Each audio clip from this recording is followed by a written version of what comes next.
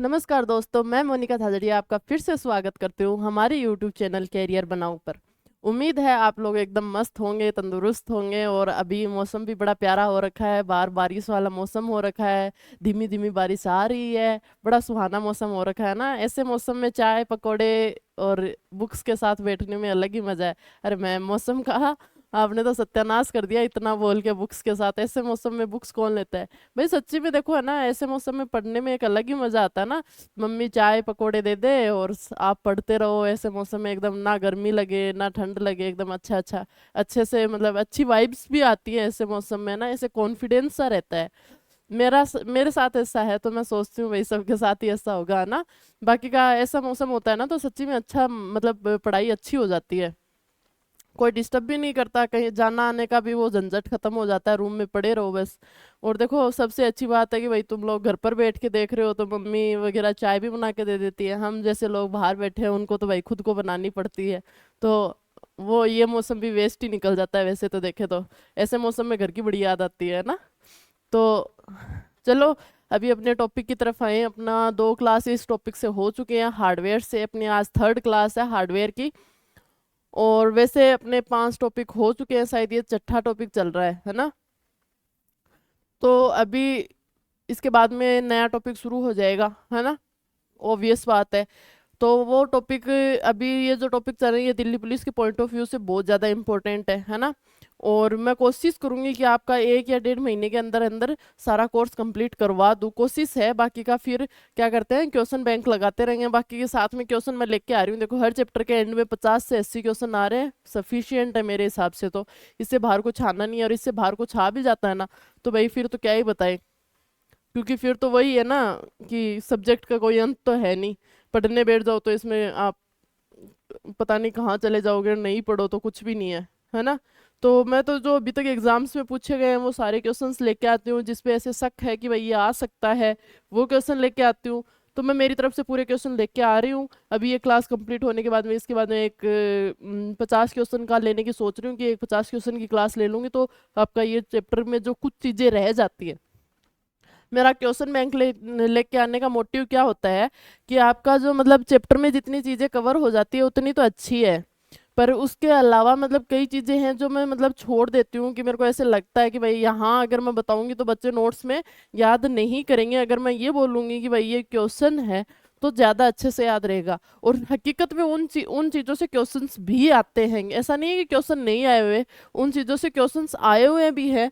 इसीलिए मैं उन चीज़ों को क्वेश्चन बैंक के थ्रू लेके आती हूँ कि आप ज़्यादा उस चीज़ पे फोकस करेंगे, है ना। और कुछ बच्चे होते हैं जिनके भाई चैप्टर पहले से पढ़े हुए होते हैं, तो वो है ना सिर्फ क्वेश्चन बैंक की क्लास लेते हैं, ठीक है।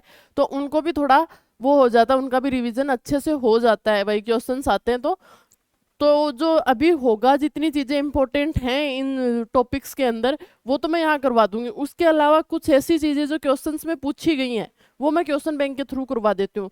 तो भाई जो चीज़ें आपके नोट्स में रह जाती हैं वो क्वेश्चन बैंक के थ्रू आ जाती हैं। ओवरऑल बात ये है कि आपका सारा content question bank plus notes में आ जाता है ना। तो कुछ लोगों के कमेंट्स रहते हैं आधे अधूरा कॉन्सेप्ट क्यों दे रहे हो, तो भाई पूरी क्लास लेके देखो, आधा अधूरा नहीं है, पूरा कॉन्सेप्ट है।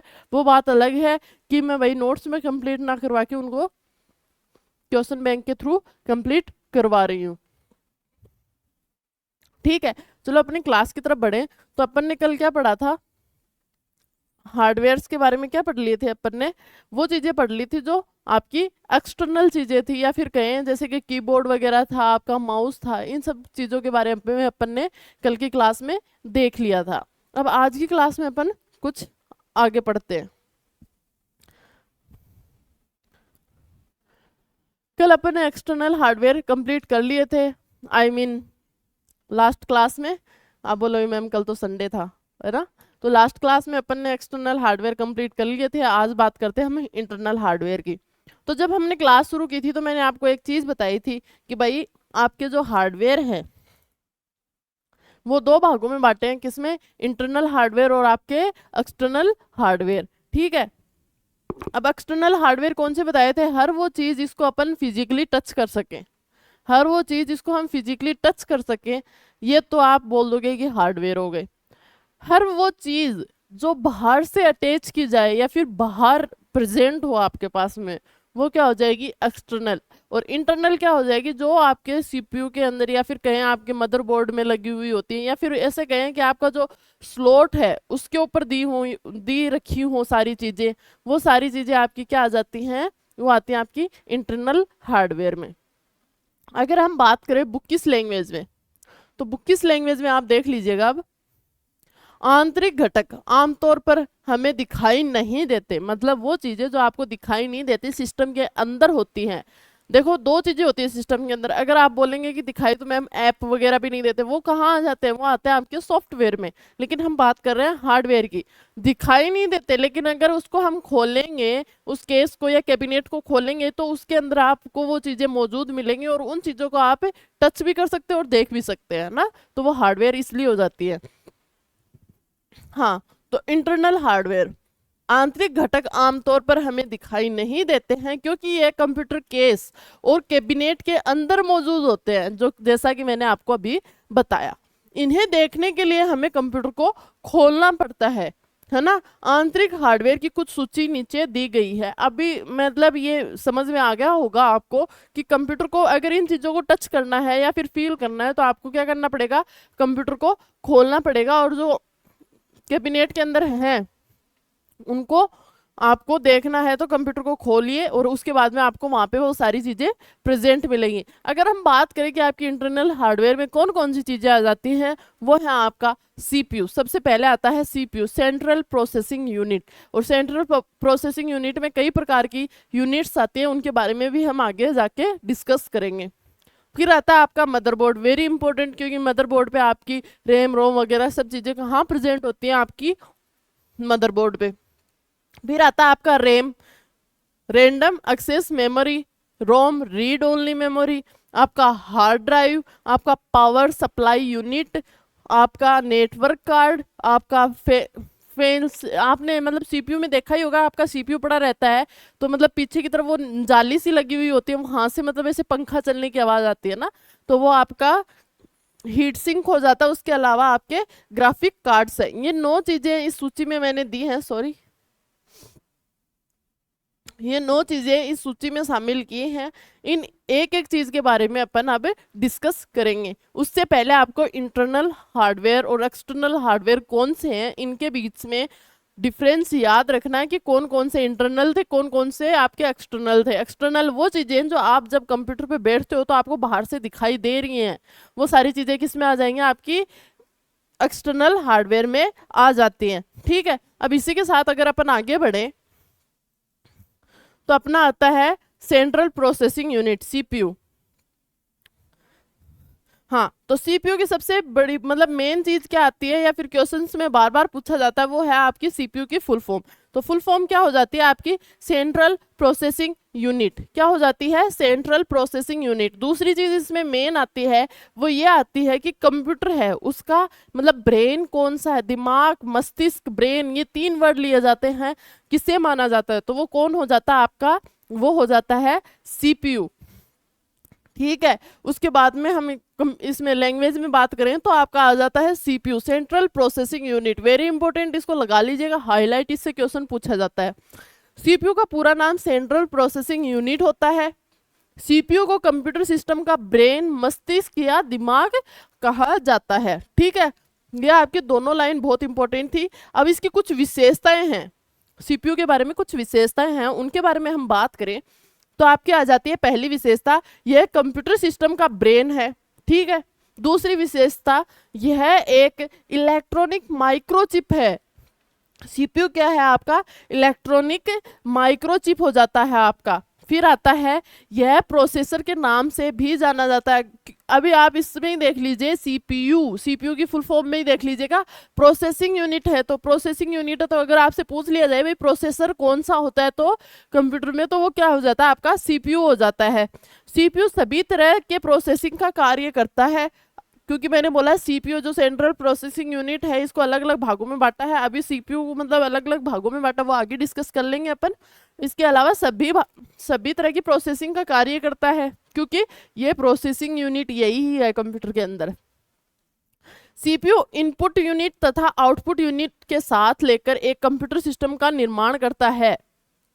मतलब आपका जो इनपुट और आउटपुट है वो सारा का सारा सीपीयू के थ्रू होकर ही निकलता है ना। तो इस चीज का आप ध्यान रखिए, आप इसका स्क्रीनशॉट ले लीजिएगा।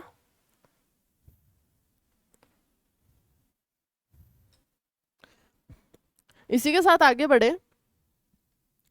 सीपीयू को 3 भागों में बांटा है, मैंने बोला था अभी हम सीपीयू के बारे में पढ़ेंगे भाई कि भाई इसको कितने भागों में बांटा है। तो सीपीयू का आपका 3 भागों में बांटा है। कौन कौन से भाग है?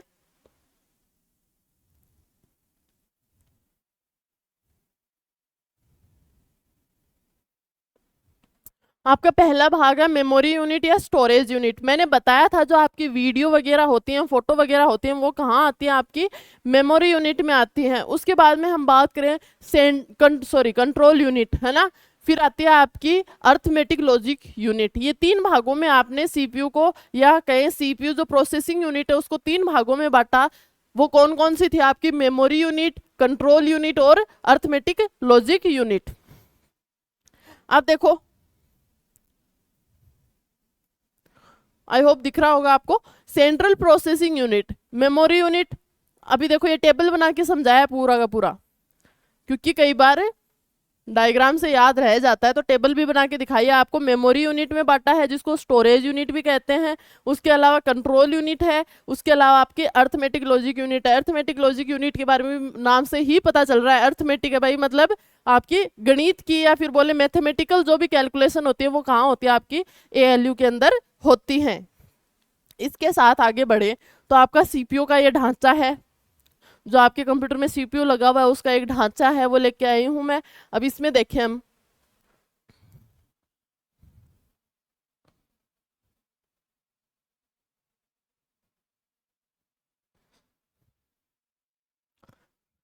अब इसमें देखें, देखिए जो आपका सीपीयू है उसके ऊपर ही ऊपर एक स्लॉट सा बना हुआ है ना। वो स्लॉट किस चीज का है? वो डीवीडी राइटर है। आपकी जो डीवीडी केस, मतलब आपकी जो सीडी वगैरह होती हैं उनको डालने के लिए एक स्लॉट बना हुआ है, एक प्लेट बनी हुई है, उसको डीवीडी राइटर बोलते हैं। वो आपका यहाँ पर प्रेजेंट है, ठीक है। फिर इसको खोलने के लिए एक बटन होता है, यहाँ पे इसके जस्ट नीचे बटन होता है।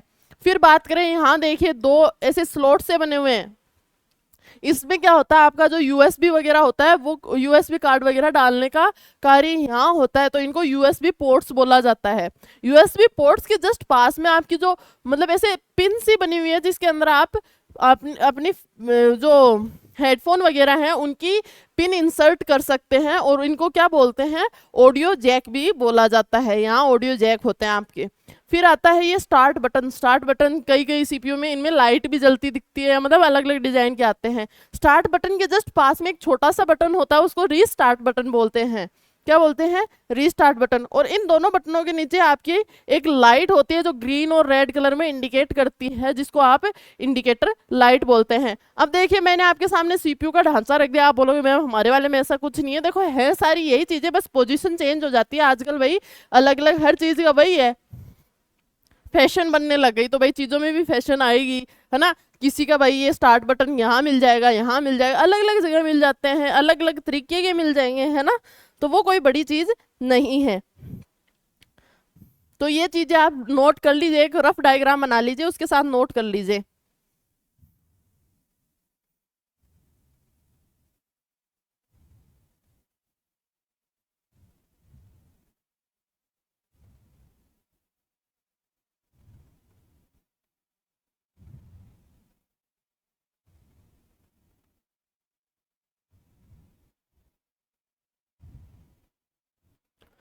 ठीक है, अब हम बात करें सीपीयू को अगर उल्टा कर दे, अपन पीछे की तरफ से देखें सीपीयू को, तो ये देखिए ये यहाँ पे मैं बता रही थी आपको, एक नेट नेट सा लगा हुआ होता है, एक जाल सा लगा हुआ होता है, उस जाल में से एक पंखा चलता हुआ दिखता है।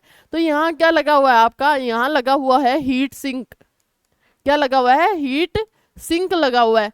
फिर यहाँ बात करें अपन, तो ये आपके कुछ, आपके पास कंप्यूटर हो तो आपके पास कुछ ऐसे करके एक केबल होती है ना। इसके अंदर यहाँ पिंस होती हैं, ये केबल डलती है आपके यहाँ, मतलब इसको power supply, main switch power supply है ये आपका। तो ये यहाँ पावर सप्लाई हो जाता है। उसके बाद में आपकी ये यहाँ 2 मतलब ऐसे राउंड सा होता है, उसके अंदर आपकी ऐसे छेद से बने हुए होते हैं, मतलब वो चिप डालने के, वो पिन डालने के, है ना। इनको PS2 पोर्ट्स भी बोलते हैं। इसके बारे में अपन मतलब एक वो पढ़ेंगे, क्वेश्चन बैंक में मैंने डाला है इसके बारे में, ठीक है। फिर बात करें अपन, ये ऐसे कुछ मतलब इसमें फोटो में क्लियर नहीं आ रहा है आपके, ऐसे कुछ करके हैं आपका ग्रीन और ब्लू, रेड और ग्रीन, ऐसे कलर मतलब अलग अलग कलर में आते हैं। यहाँ पे ऐसे कुछ छेद से बने हुए होते हैं ऐसे पैरेलल फॉर्म में। तो यहाँ ऐसे दो फॉर्म होती है, एक में जिसको सीरियल पोर्ट बोलते हैं, एक में VGA वीडियो बोलते हैं, या फिर बोले वीडियोग्राफिकल होता है ये, है ना। फिर सेम जैसा कि मैंने आगे दिखाया आपको, USB पोर्ट्स होते हैं, ऐसे पीछे भी होते हैं USB पोर्ट्स, और वही सेम यहाँ आपकी ऑडियो जैक्स लगाने की चिप्स वो होल्स बने हुए होते हैं। उसके अलावा मैंने बताया आपको यहाँ एक पैरेलल पोर्ट होता है, ठीक है। और ये आपका यहाँ मोडेम लगा हुआ है, और यहाँ आपका NIC लगा हुआ है। ये सारी बेसिक सी चीजें थी, इतना आपको डीप पूछता नहीं है, ये सिर्फ आपके बेसिक नॉलेज के लिए बताया मैंने कि भाई आपका मतलब CPU कैसा होता है। अब ये मत बोलना कि मैम हमें क्या पता नहीं है, हमारे पास क्या CPU नहीं है। भाई सबके पास नहीं है, देखो सब इतने खुश नसीब नहीं होते, है ना। ठीक है, अब बात करें हम मदरबोर्ड के बारे में कि मदरबोर्ड क्या है। मदरबोर्ड अधिकतर इलेक्ट्रॉनिक संयंत्रों जैसे लैपटॉप, कंप्यूटर आदि में लगा प्रिंटेड परिपथ बोर्ड होता है। अभी आप लोगों ने देखा होगा, आपका जो लैपटॉप है, कंप्यूटर है, या फिर मोबाइल फोन के अंदर भी आपने देखा होगा एक चिप सी होती है ना। एक चिप होती है, उस चिप के अंदर छोटी छोटी छोटी छोटी बहुत सारी चीजें लगी हुई होती हैं, उसको आप बोलते हैं मदरबोर्ड, जिसके अंदर आपकी रैम रोम सब इसी के अंदर प्रेजेंट होता है। इसे मेन बोर्ड या सिस्टम बोर्ड भी कहते हैं। इंपॉर्टेंट लाइन यहाँ है आपकी, इसे मेन बोर्ड या सिस्टम बोर्ड भी कहते हैं। कंप्यूटर के अलावा मदरबोर्ड का प्रयोग रोबोट और अन्य बहुत सी इलेक्ट्रॉनिक युक्तियों में किया जाता है। मतलब जो इलेक्ट्रॉनिक चीजें बनती है उनमें लगभग चीजों में आपका मदरबोर्ड का इस्तेमाल होता है। अगर हम देखें मदरबोर्ड कैसा होता है, तो देखिए ऐसे एक चिप होती है, इस चिप में एक बड़ा सा स्लॉट होता है, जो सबसे बड़ा स्लॉट होता है वो आपका CPU बोला जाता है उसको। उसके बाद में ऐसे छोटी छोटी छोटी छोटी कॉर्नर पे चिप लगी हुई होती है ग्रे कलर में, वो आपकी हो जाती है बैक पैनल, ठीक है। फिर ये बड़ी सी चिप है, देखो एक सीधी लाइन सी, उसको AGP बोलते हैं। फिर इधर PCI आ गया, फिर इधर SATA आ गया, फिर इधर पावर आ जाता है, और इधर आपकी रैम आ जाती है, ठीक है। ये आता है आपका मदरबोर्ड में। फिर बात करें रैम के बारे में। रैम की बात करें तो रैम का मतलब हो जाता है रैंडम एक्सेस मेमोरी। क्या हो जाता है? Random access memory. तो सबसे इंपॉर्टेंट चीज ये तो देखो अब तक याद हो गई होगी, फुल फॉर्म, है ना। आगे बात करें, यह है सिलिकॉन। हाँ, एक चीज, ये किससे बनी हुई होती है, इसका क्वेश्चन आया हुआ है, एक बार नहीं 2-3 बार क्वेश्चन आ चुका है। तो आप है ना ये चीज ध्यान में रखना, कौन सी चिप किसकी बनी हुई है। मैंने हर चीज चिप के बारे में बताया आपको, कौन सी चिप किसकी बनी हुई है। तो आपकी जो रैम है, मतलब रैम है या फिर बोले एक्सेस मेमोरी की जो चिप है या फिर रोम की चिप है, ये चिप किसकी बनी हुई होती है? आपकी सिलिकॉन की बनी हुई होती है। किसकी बनी हुई होती है? सिलिकॉन। यह सिलिकॉन से बनी हुई एक मेमोरी चिप होती है जिसे डेटा व प्रोग्राम अस्थायी टेम्परेरी तौर पर लोड या स्टोर होते हैं। रैम के बारे में मैंने इतनी बार पढ़ा दिया है कि अब तक तो नींदों में याद हो गया होगा। इन डाटा व प्रोग्राम का प्रयोग CPU द्वारा प्रोसेसिंग के दौरान किया जाता है। यह कंप्यूटर की प्राइमरी या मुख्य मेमोरी होती है। प्राइमरी मेमोरी वगैरह के बारे में भी मैंने बता दिया था आपको। प्राइमरी मेमोरी वगैरह के बारे में भी मैंने आपको बता दिया था। इसके अलावा मैंने रैम के बारे में भी आपको हर चीज बता दी थी, और आपको ये भी बता दिया था कि भाई इसको टेम्परेरी मेमोरी भी कहा जाता है, अस्थायी कहा जाता है। क्योंकि जैसे कि आप मेरी क्लास ले रहे हैं, तो ये क्लास आपकी कहाँ चल रही है? ये क्लास आपकी चल रही है रैम के अंदर चल रही है, ठीक है। तो अभी जैसे आपका पावर कट हो जाता है तब आपकी क्लास बंद हो जाएगी, है ना। फिर वापस आपको वो क्लास स्टार्ट करनी पड़ेगी। इसलिए बोला जाता है कि रैम आपकी अस्थायी होती है, या फिर इसके अंदर लाइट जाती है या पावर कट होती है, आपकी डेटा इरेज हो जाती है, ठीक है। देख लीजिए ऐसी कुछ होती है आपकी रैम, जो रैम की चिप है वो ऐसी चिप दिखती है। अब बात करें हम रोम के बारे में, वो है रीड ओनली मेमोरी। रोम के बारे में भी मैंने बता दिया था, एक बार चिप देख लीजिएगा, और इसके अंदर थोड़ा सा किस लैंग्वेज है वो भी मैं आपको बता दूंगी। आपकी रोम की चिप ऐसी होती है। रोम कंप्यूटर की मुख्य अथवा प्राथमिक मेमोरी है, मेन मेमोरी है, ठीक है, या फिर इसको प्राइमरी मेमोरी भी बोलते हैं। जिसका पूरा नाम आपको पता ही है, ये सिलिकॉन से बनी हुई होती है। एक सेमीकंडक्टर चिप होती है जिसमें डेटा व प्रोग्राम स्थायी तौर पर रखा जाता है या स्थायी तौर पर स्टोर किया जाता है। ठीक है, ये बेसिक चीजें मैंने आपको पीछे की क्लासों में करवा दी हैं, बस रिवीजन हो रहा है। अब बात करें हार्ड ड्राइव के बारे में। हार्ड ड्राइव क्या है या हार्ड डिस्क क्या है? कंप्यूटर पर आप जितने भी फाइल, फोल्डर, प्रोग्राम, एप्लीकेशंस और ऑपरेटिंग सिस्टम को एक्सेस करते हैं वो सब आपकी मेमोरी के अंदर जाके परमानेंट स्टोर हो जाते हैं। ठीक है, परमानेंट मेमोरी जिससे हम non volatile memory, secondary storage के रूप में भी जानते हैं। ये अभी देखो इसके अंदर क्या था, यहाँ समझ में नहीं आया होगा आपको, अब मैं बताऊं। हार्ड डिस्क आपकी पहली चीज सेकेंडरी मेमोरी है। प्राइमरी में आपकी कौन सी आ जाती है? रैम, रोम वगैरह आ जाती है आपकी प्राइमरी में। सेकेंडरी में आती है वो हर चीज जिसको अपन बाहर से लोड करें, ठीक है, या फिर बाहर से या फिर एक्स्ट्रा दें, ठीक है, उसकी स्टोरेज बढ़ाने के लिए। तो कुछ काम है जिसको आप परमानेंट स्टोर कर सकते हैं लेकिन वो सेकेंडरी में आते हैं, वो आ जाती है आपकी हार्ड ड्राइव डिस्क या फिर हार्ड डिस्क भी बोलते हैं। ऐसी दिखती है आपकी हार्ड डिस्क। बाकी का इसका आकार है वो हम जीबी या टीबी में मापते हैं। जीबी टीबी की फुल फॉर्म क्या थी वो कमेंट करके बता दीजिएगा, मैंने बता दी है। ठीक है, नॉन वोलेटाइल वगैरह ये बेसिक चीजें मैंने आपको इसके बारे में बता दी थी। ठीक है, देखो ये सारी लगभग चीजें अपने पीछे की क्लास में हो चुकी है, बस एक रिवीजन सा चल रहा है ऐसे मान लीजिए। ठीक है, फिर आता है आपका पावर सप्लाई यूनिट या फिर बोले पीएसयू। देखो भाई ये फुल फॉर्म्स है, इनको दिमाग में रखना भाई, भूल मत जाना आपका। तो आपका जो पीएसयू है, पावर सप्लाई यूनिट है, पीसी के विभिन्न कंपोनेंट को बिजली प्रदान करने के लिए एसएमपीएस का इस्तेमाल किया जाता है जो एसी को स्थिर ऊर्जा में बदल देता है। उदाहरण के लिए हमारे घरों में इलेक्ट्रिसिटी आती है, वो एक अल्टरनेटिंग करंट होता है जिसको हम एसी बोलते हैं। आपको एसी और डीसी के बारे में आपने टेंथ क्लास में, 11th 12th में पढ़ा था। इलेक्ट्रिक आपका अल्टरनेटिव है या फिर आपका डायरेक्ट करंट है, ये चीजें अपन ने पीछे की क्लासों में पढ़े हैं, है ना, बेसिक चीजें हैं। परंतु कंप्यूटर जैसे सेंसिटिव इक्विपमेंट को स्टेबल और एफिशिएंट पावर सप्लाई की आवश्यकता होती है। अब देखो ऐसा दिखता है पीएसयू, आपका काम इतना है, बस इसको देख लीजिए, ऐसा होता है। दूसरी चीज इसकी फुल फॉर्म क्या है? Power supply unit, PSU power supply unit. तीसरी चीज इसमें मैं बताती हूँ, इसका काम क्या होता है कि अपने घरों में जो लाइट आती है वो हाई वोल्टेज वगैरह में आती है या फिर बोले कि मतलब अल्टरनेटिव आती है। इसका मतलब आपका जो कंप्यूटर है ना इतना लोड सहन नहीं कर पाता। ठीक है, कई बार क्या होता है ना कि वो सिस्टम मतलब पूरा का पूरा जल जाता है, ये सब होता है क्योंकि वो इलेक्ट्रिसिटी है वो हाई पावर की होती है और वो झेल नहीं पाता है ना। तो इन सब को मेंटेन करने के लिए या फिर बोले कि एक मतलब एफिशिएंट पावर या फिर जितनी ज़रूरत है उतनी ही पावर देने के लिए आपका पीएसयू का इस्तेमाल किया जाता है, पावर सप्लाई यूनिट का। अब पावर सप्लाई से इतना समझ में आ गया हमें कि ये पावर सप्लाई करता है कितनी, उतनी जितनी उसको जिसकी उसको एफिशिएंसी है, जितनी उसकी एफिशिएंसी है या फिर जितनी उसकी ज़रूरत है उतनी ही पावर सप्लाई करना हो तो किसका काम में लिया जाएगा? पीएसयू का काम में लिया जाता है। ये आपका डायग्राम है।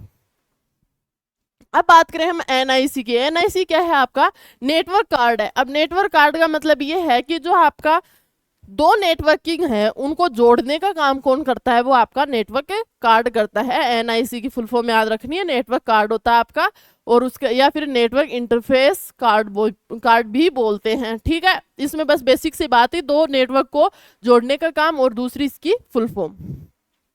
तो एनआईसी का पूरा नाम नेटवर्क इंटरफेस कार्ड होता है। एनआईसी एक हार्डवेयर डिवाइस है। कैसा है भाई? हार्डवेयर डिवाइस है। पता ही है भाई, हार्डवेयर पढ़ा रहे हैं पहली चीज, और दूसरी चीज एक चिप है तो इसको अपन टच कर सकते हैं। ठीक है, तो ये हार्डवेयर हो गई जिसका इस्तेमाल दो या दो से अधिक नेटवर्किंग डिवाइसों को आपस में जोड़ने के लिए किया जाता है। पॉइंट यहां से होता है, इस्तेमाल दो या दो से अधिक नेटवर्कों को जोड़ने के लिए किया जाता है जिससे कि वह आपस में डेटा को ट्रांसफर कर पाए। ठीक है, तो आपका एनआईसी का काम क्या था? सिर्फ नेटवर्किंग को था, उनका जोड़ने का काम कौन करता है? आपका नेटवर्किंग कार्ड काम करता है। आपका नेटवर्किंग कार्ड ऐसा कुछ दिखता है, लाइब्रेरी वगैरह में आपने देखा होगा। अब बात करें हम हीट सिंक की। हीट सिंक के बारे में मैंने बता दिया कि भाई जब आपका सिस्टम है उसके अंदर काम करता है, तो जैसे कि अब मैं भी काम कर रही हूँ, पढ़ा रही हूँ, तो मेरे भी पसीना आ गया, एक एनर्जी उत्पन्न हो रही है अंदर से, है ना, तो वो पसीने के थ्रू बाहर निकल रही है ना। तो वही चीज है कि भाई आपका जो कंप्यूटर है वो लगातार काम करता जाता है तो सिस्टम तो गर्म होगा ही, है ना। तो वो गर्म हो जाता है तो उस गर्मी को बाहर अपने मतलब कंज्यूम करके उसको बाहर छोड़ने का, या फिर मतलब बाहर का जो सराउंडिंग है उसके अंदर छोड़ने का कार्य कौन करता है? आपका हीट सिंक करता है। जिससे क्या होता है कि आपका जो सिस्टम है वो नॉर्मल तरीके से चले, वो गर्म ना हो और उसके अंदर कोई दिक्कत ना आए। अगर बुक की लैंग्वेज में हम देखें तो उष्मा विभाग, हीट सिंक वह युक्ति है जो किसी इलेक्ट्रॉनिक या यांत्रिक युक्ति में उत्पन्न ऊष्मा को स्वयं ले लेती है और उसे किसी अन्य तरल माध्यम जैसे वातावरण, जल आदि को दे देती है।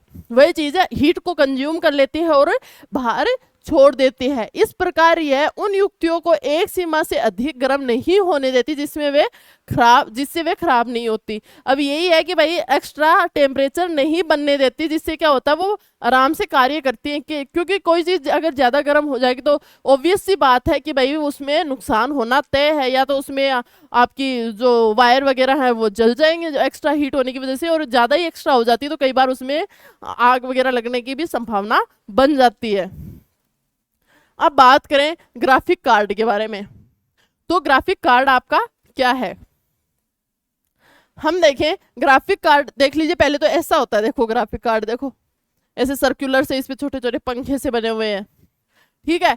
ग्राफिक कार्ड एक हार्डवेयर कंपोनेंट है जो कि कंप्यूटर के मदरबोर्ड में लगाया जाता है, जो मदरबोर्ड मैंने आपको पढ़ा दिया है। इसे वीडियो कार्ड भी कहा जाता है। ग्राफिक कार्ड पिक्चर की क्वालिटी और वीडियो की क्वालिटी को बढ़ाकर आउटपुट देता है। अब इसका काम क्या है कि भैया आपकी जो पिक्चर और वीडियो वगैरह जो भी है, या फिर ऐसे बोले कि जो भी आपका ग्राफिक वर्क है उसकी जो क्वालिटी है वो बढ़ाने का काम कौन करता है? आपका ग्राफिक कार्ड करता है, ठीक है। यहाँ आपके जो जितने भी वो थे, क्या बोलते हैं, इंटरनल हार्डवेयर थे, वो कंप्लीट हो चुके हैं। आपको ये सारे मैंने पढ़ा दिए हैं। आई होप आपको समझ में आ गया होगा। और यहाँ मेरी तरफ से हार्डवेयर भी आज कंप्लीट हो गया। आपको इंटरनल एक्सटर्नल हार्डवेयर भी मैंने कंप्लीट करवा दिए हैं, इनपुट आउटपुट आपको करवा दिए हैं। आई होप मेरी तरफ से कंप्लीट हो गया है। आपकी तरफ से कब तक हो जाएगा वो आप जानो। अब इसके नेक्स्ट क्लास में हम लेके आएंगे इसका क्वेश्चन बैंक। क्या लेके आएंगे? Question bank. और इस बार मैं क्वेश्चन बैंक लेके आ रही हूँ भाई, एक साथ चाहे लंबी चलेगी क्लास, उसकी कोई गारंटी नहीं है। पूरे 50 से ज़्यादा, मतलब 50 या 50 से ज़्यादा क्वेश्चन लेके आऊंगी, क्योंकि 25-25 क्वेश्चन में कुछ नहीं होता, 2 क्लास वेस्ट होती है, फालतू का ज़्यादा टाइम वेस्ट करना नहीं है। मैं 50 क्वेश्चन की क्लास लेके आऊंगी आपके पास में, ठीक है। तो यहाँ आज आपका चैप्टर कंप्लीट हो जाता है। अब बारिश का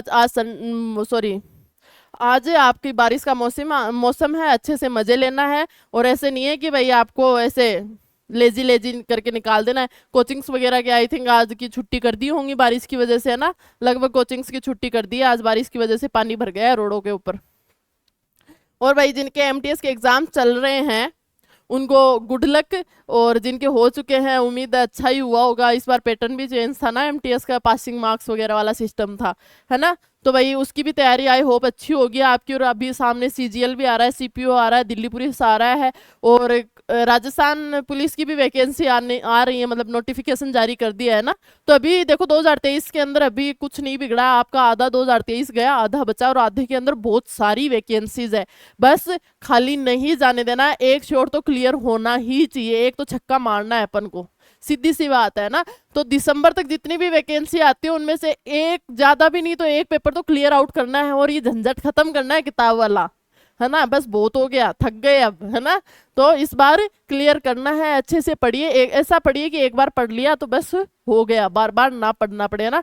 कोई मतलब नहीं है बार बार कोचिंग्स में जाने का, बार बार कोर्स खरीदने का, बार बार क्लास लेने का, कोई मतलब नहीं निकलता। प्रैक्टिस मेक मैन परफेक्ट, ठीक है। अगर प्रैक्टिस उसी चीज की बार बार प्रैक्टिस करोगे, आपका सिलेक्शन कोई नहीं रोक सकता। आप मैथ की 100 बुक उठा लो, उनको सबको एक एक बार कर लो, और एक बुक को 100 बार कर लो, आपको प्रॉफिट यहाँ ज्यादा होगा। कैसे?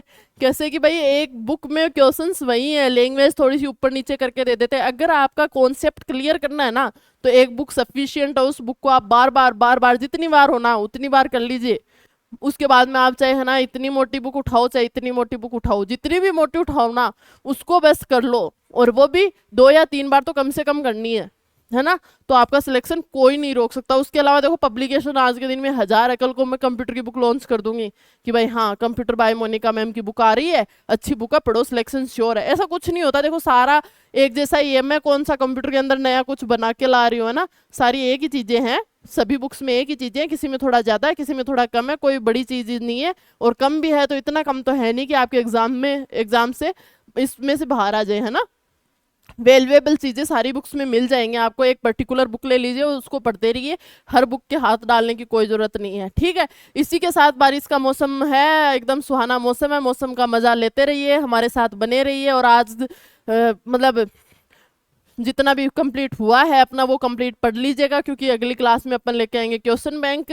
क्योंकि उसके अंदर मैंने जो क्वेश्चंस डाले हैं वो चीज़ें हैं जो मैंने नहीं पढ़ाई हैं, और वो चीज़ें भी हैं जो मैंने पढ़ा दी हैं, तो दोनों का मिक्सअप आएगा। तो क्लास लेनी ज़रूरी है। कहीं आप सोचो कंप्लीट नोट्स कर लिए तो क्वेश्चन बैंक करने की कहाँ ज़रूरत है, वो ज़्यादा ज़रूरत है। अगर आप क्लास भी नहीं लेते हो तो उससे ज़्यादा ज़रूरी है क्वेश्चन बैंक ले लिया करो, क्योंकि उसके अंदर पूरा रिविजन भी हो जाता है और जो बच जाता है वो भी आ जाता है। चलो बहुत बहुत धन्यवाद, और ऐसे ही बने रहें और हमारी क्लास शेयर करते रहिए और लोगों को जोड़ते रहें।